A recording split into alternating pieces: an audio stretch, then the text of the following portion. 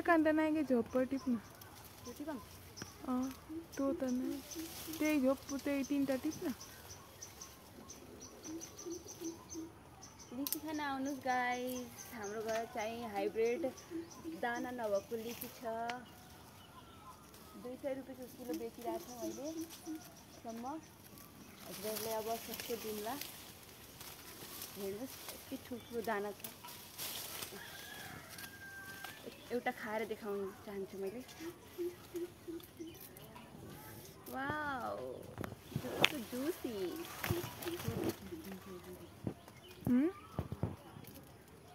अहिले टिप्दै हो नि त्यो कुरा खाली पेटमा खान उन्न भन्छन् तर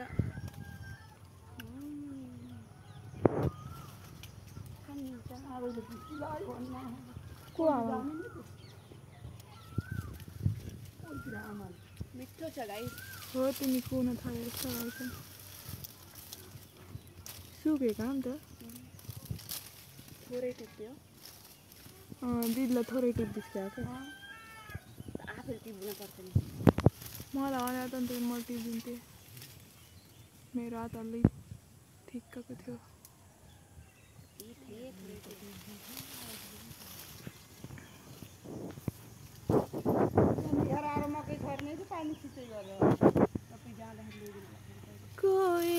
कोही जान्छ कोही बाँध्ने ग्र्याब लिचिज खाना त्यत्तिकै हो गाइस देखाएको गर्नुपर्छ यो गरेर जत्रोसुकै भिडियो बनाइदिन भन्छन् दिनदिनै एउटा खा कि यहाँ यो झोप्पा खाने यहाँका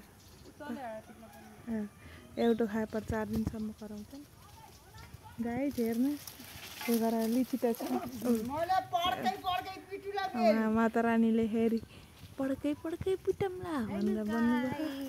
लिची हाम्रो घरको हाइब्रिड लिची